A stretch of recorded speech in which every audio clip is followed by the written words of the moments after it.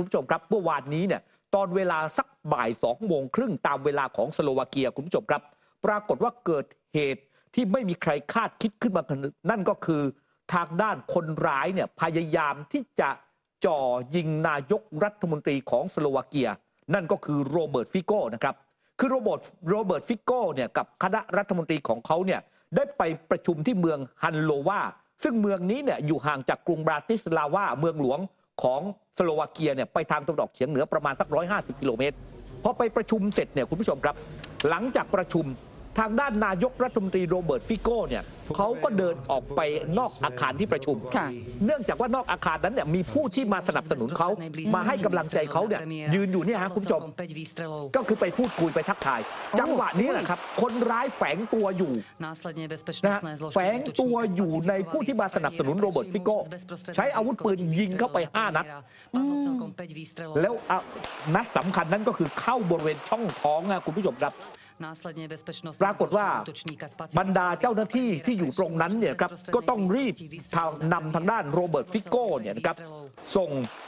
โรงพยาบาลในเมืองบันสกามีสติกาส่วนคนร้ายนั้นก็ถูกรวบตัวในที่เกิดเหตุต่อมาเนี่ยโรเบิร์ตคารินักรองนายกรัฐมนตรีและควบตำแหน่งรัฐมนตรีกลาโหมรวมถึงมาทุสซูทาสเอสโตกนะครับรัฐมนตรีว่าการกระทรวงมหาดไทยก็ร่วมแถลงข่าวบอกว่านายกรัฐมนตรีนั้นถูกยิง5 นัดเบื้องต้นเนี่ยนะครับมีการผ่าตัดไป3 ชั่วโมงมีการสอบปากคำเบื้องต้นเนี่ยคนร้ายก่อเหตุจากแรงจูงใจทางการเมืองนะครับแล้วก็มีความแตกต่างทางการเมืองแล้วเขาก็บอกว่าสิ่งสำคัญคือตอนนี้ในสโลวาเกียนั้นมันมีเฮทสปีกสร้างความเกลียดชังทางการเมืองกันแบบทั้ง2 ฝ่ายทั้งคนที่สนับสนุนโรเบิร์ตฟิโก้และคนที่เห็นต่างจากโรเบิร์ตฟิโก้รัฐมนตรีกลาโหมนั้นวิงวอนให้ประชาชนเนี่ยอย่าตอบโต้ความเกลียดชังนะครับเพราะบอกว่าความคิดนี้เนี่ยมันยอมรับไม่ได้ในขณะที่รัฐมนตรีว่าการกระทรวงมหาดไทยขอให้ทุกฝ่ายนั้นตั้งสติโดยเฉพาะคนที่เห็นต่างกันเพราะบางคนนั้นเนี่ยเรียกร้องออกมาต้องมีการแก้แค้นนะครับในขณะที่รัฐบาลนั้นประกาศนะครับว่าจะทำทุกวิถีทางในการที่จะรักษาความปลอดภัยให้กับนักการเมืองเจ้าหน้าที่ที่อาจจะตกเป็นเป้าโจมตีรวมถึงสื่อและบุคคลสาธารณะในขณะที่โลกออนไลน์นั้นเขาก็ไปแชร์คลิปนะครับบอกว่าเป็นมือปืนชื่อว่าจูรัสซินตุลาเป็นนักเคลื่อนไหวทางการเมืองเป็นนักเขียนหัวเสรีนิยมอายุ71 ปีนะครับที่ทำเหตุครั้งนี้เนี่ยเพราะเห็นต่างด้านนโยบายของโรเบิร์ตฟิโก้จนกระทั่งนะครับคุณผู้ชมครับล่าสุดเนี่ยตอนตี 4ตามเวลาประเทศไทยมีการแถลงข่าวย้ำนะครับว่าตอนนี้โรเบิร์ตฟิโก้นั้นพ้นขีดอันตรายแล้วหลังจากที่มีการผ่าตัดไปหลายชั่วโมงนะฮะซึ่งล่าสุดนั้นเนี่ยบรรดาผู้นำประเทศต่างๆนั้นก็ออกมาประณามถึงความรุนแรงที่เกิดขึ้นอย่างเช่นประธานาธิบดีวลาดิเมียร์ปูติน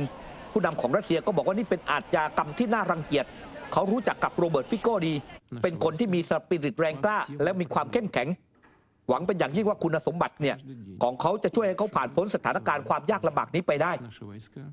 ด้านประธานาธิบดีโจไบเดนผู้นำสหรัฐก็ประณามเหตุ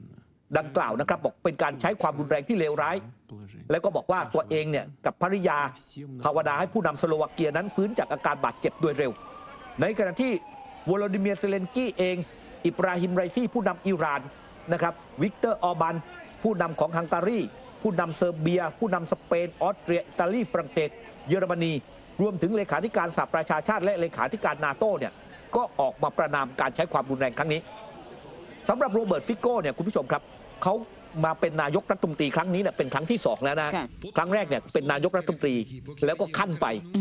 และเพิ่งมาได้รับเป็นนายกรัฐมนตรีอีกครั้งหนึ่งแนวคิดของโรเบิร์ตฟิโก้นั้นเนี่ยครับเป็นหนึ่งในผู้นำของยุโรปที่มีการเลือกตั้งกันขึ้นมาใหม่เนี่ยในช่วงไม่กี่เดือนที่ผ่านมาเนี่ยเขาเนี่ยไม่เห็นด้วยกับการที่ยูเครนนั้นจะเข้าเป็นสมาชิกนาโต้อันนี้เขาไม่เห็นด้วย2เขาไม่เห็นด้วยในการที่ยุโรปเนี่ยจัดหาอาวุธต่างๆเนี่ยให้กับยูเครนเขาเนี่ยไม่เห็นด้วยกับมาตรการการคว่ำบาตรรัสเซียเพราะเขามองว่ายุโรปยังไงก็จะต้องพึ่งพารัสเซียโดยเฉพาะเรื่องของพลังงานเนี่ยคุณผู้ชมครับถือเป็นเหตุที่อุกอาจมาก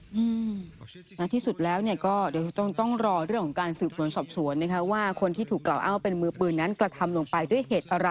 แต่พูดถึงเรื่องของรัสเซียเมื่อเดือนที่ผ่านมาค่ะตำรวจรัสเซียเนี่ยได้เข้าจับกลุ่ม ผู้ช่วยรัฐมนตรีว่าการกระทรวงกลาโหมของรัสเซียที่ชื่อว่าติมูร์ อีวานอฟในข้อหาคอร์รัปชันปรากฏว่าในเมื่อวานนี้นี่เองเนี่ยนะคะเจ้าหน้าที่ของรัสเซียก็มีการให้สัมภาษณ์เพิ่มเติมเนี่ยยืนยันเรื่องของการจับกลุ่มพลโทยูริคุสเนซอฟคนนี้เนี่ยเป็นเจ้ากรมกำลังพลหลักสังกัดกระทรวงกลาโหมรัสเซีย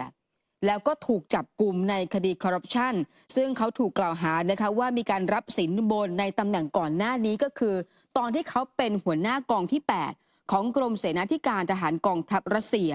แล้วตอนนั้นเองเนี่ยก็มีหน้าที่รักษาความลับของกระทรวงกลาโหมรัสเซียดำรงตำแหน่งมาอย่างยาวนานกว่า 13 ปีนะคะจนได้รับการแต่งตั้งเป็นเจ้ากรมกำลังพลหลักสังกัดกระทรวงกลาโหมเมื่อพฤษภาคมปีที่ผ่านมาถ้าเกิดว่าสิ่งที่เขาถูกกล่าวหา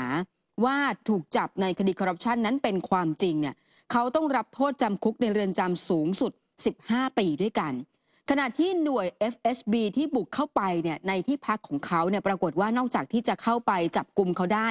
ในขณะที่เขากำลังนอนหลับอยู่เนี่ยก็ยึดของกลางนะคะเป็นเหรียญทองคำรวมไปถึงทรัพย์สินแล้วก็เงินสดอีกกว่าถ้าตีเป็นสกุลเงินสหรัฐอเมริกาก็คือ$1 ล้านสหรัฐอเมริกาด้วยกันขณะที่โฆษกคณะกรรมการสอบสวนแห่งรัสเซียสเวตลานาเปโตรโกเนี่ยบอกว่าศาลรัสเซียนั้นมีการสั่งควบคุมตัวคุตเนซอฟในเรือนจำตามคำร้องขอของเจ้าหน้าที่สอบสวนขณะที่ภรรยาของเขาเองก็โดนสอบสวนเช่นเดียวกันค่ะครับสำหรับยูริคุสเนซอฟนั้นเนี่ยครับเป็นคนสนิทของเซอร์เกย์ซอยกูด้วยนะฮะคุณผู้ชมอดีตรัฐมนตรีว่าการกระทรวงกลาโหมของรัสเซียนะฮะหลังจากที่เซอร์เกย์ซอยกูนั้นถูกโยกไปดำรงตำแหน่งเลขาธิการสภาความมั่นคงแห่งชาติแล้วก็มีการตั้งเนี่ยนะครับรัฐมนตรีว่าการกระทรวงกลาโหมคนใหม่ขึ้นมานั่นก็คืออังเรย์เบลูซอฟแล้วทางด้านพลโทยูริคุสเนซอฟเนี่ยนะฮะคือเรียกว่าวันเดียวหลังจากที่มีการเปลี่ยนแปลงในกระทรวงกลาโหมถูกบุกจับกุมเลยทีเดียวกำลังนอนหลับอยู่ในบ้านนะคุณผู้ชมเขาบอกว่า FSB นั้นพังประตูเข้าไปขณะที่นายคนนี้เนี่ยไม่รู้ตัวเลยนะคือเรียกว่าไม่มีโอกาสที่จะหนีครับในขณะที่ทางด้านประธานาธิบดีวลาดิเมียร์ปูตินนะครับให้สัมภาษณ์กรณีที่เขาเดินทางไปที่ประเทศจีนนะครับเกี่ยวกับเรื่องของการเจรจาเพื่อยุติสงครามที่ยืดเยื้อมานานกว่า2 ปีกับยูเครนโดยทางด้านประธานาธิบดีวลาดิเมียร์ปูตินบอกว่าแผนและหลักการที่ประธานาธิบดีสีจิ้นผิงเสนอเมื่อเดือนที่ผ่านมานั้นมีการคำนึงถึงปัจจัยต่างๆที่อยู่เบื้องหลังความขัดแย้งและรัสเซียได้ประเมินในเชิงบวกต่อแนวทางแก้ไขวิกฤตยูเครนจีนแล้วก็บอกว่าเรื่องนี้เนี่ยนะครับมันเป็นเรื่องที่มีความสำคัญและเขาเห็นด้วยดังนั้นเนี่ยครับเขาบอกว่าจีนเนี่ยเข้าใจในต้นเหตุของปัญหาและมีนัยสำคัญเรื่องนี้ต่อภูมิรัฐศาสตร์โลกปูตินยังบอกนะครับว่าหลักการเพิ่มเติมที่สีจิ้นผิงเสนอระหว่างพูดคุยกับนายกรัฐมนตรีโอลาฟโชผู้นำเยอรมนีเป็นขั้นตอนที่ปฏิบัติได้จริงและสร้างสรรค์ซึ่งทำให้เห็นถึงความจำเป็นในการที่จะต้องก้าวข้ามแนวคิดแบบสงครามเย็นจีนนั้นเคยเสนอแผนสันติภาพ12 ประการราวปีกว่าๆที่ผ่านมาโดยให้หลักการกว้างๆที่จะนำไปสู่การยุติสงครามยูเครนแต่ทว่าไม่ได้กำหนดแนวทางที่เฉพาะเจาะจงลงไปข้อเสนอของจีนนั้นได้รับการยอมรับค่อนข้างอบอุ่นจากทั้งฝั่งรัสเซียและยูเครนในขณะที่สหรัฐนั้นเนี่ยก็ออกมาเน็บแนมว่าจีนเนี่ยพยายามทำตัวเป็นนักสร้างสันติภาพแต่ยังคงผลิตซ้ำคำบอกเล่าโกหกและของรัสเซียและไม่เคยประนามเรื่องที่รัสเซียนั้นส่งทหารเนี่ยเข้าไปบุกรุกยูเครนในขณะที่เซอร์เกย์ ลาฟรอฟรัฐมนตรีกระทรวงต่างประเทศของรัสเซียก็ออกมาชมข้อเสนอของสีจิ้นผิงว่าเป็นแผนการที่มีเหตุมีผลซึ่งชนชาติจีนมีอารยธรรมที่ยิ่งใหญ่ได้เสนอให้เป็นแนวทางในการเจรจาหลักการเพิ่มเติมของสีจิ้นผิงนั้นเรียกร้องให้ลดความตึงเครียดของสถานการณ์ลงและยังเอ่ยถึงเงื่อนไขที่จะนำไปสู่การฟื้นฟูสันติภาพสร้างเสถียรภาพและลดผลกระทบที่จะเกิดต่อเศรษฐกิจโลกรัสเซียนั้นบอกว่าสงครามครั้งนี้เนี่ยเป็นการต่อสู้ระหว่างกลุ่มชาติตะวันตกที่ไม่สนใจข้อกังวลด้านความมั่นคงของรัสเซียและยังเดินหน้าขยายอิทธิพลของนาโต้มาทางตะวันออกอย่างต่อเนื่องอีกทั้งยังทำกิจกรรมทางทหารใกล้ชายแดนรัสเซียอย่างต่อเนื่องรัสเซียยังเรียกการปฏิบัติการทางทหารพิเศษในยูเครนนะครับเพื่อปลดปล่อยอาวุธยูเครนและป้องกันดินแดนแหล่งนี้จากลัทธิฟาสซิสต์ในขณะที่ยูเครนและชาติตะวันตกชี้ว่าข้อกล่าวหาเรื่องความเป็นฟาสซิสต์นั้นน่ะไม่มีมูลและรัสเซียกระทำการก้าวร้าวโดยปราศจากการยั่วยุแต่อย่างใดครับ